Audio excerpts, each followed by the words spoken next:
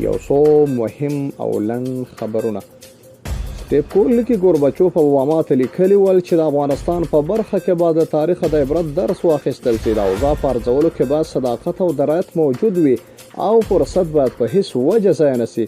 کول کې خو امریکایي چارواکي هیڅکله د افغانستان په مورد کې رښتیني نه ول مګر فرصت لاسته.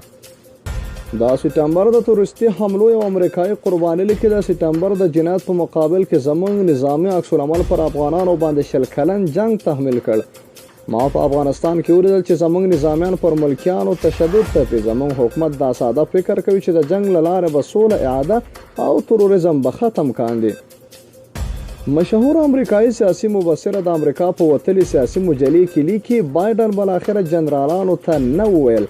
هغه ادامه ورکوي لیکي د بایدن هیڅ استدلال دا واقعیت نشي پټولی چې افغانانو یو کرتبیا یو بل ستر طاقت له خپلې خاورې وشړی.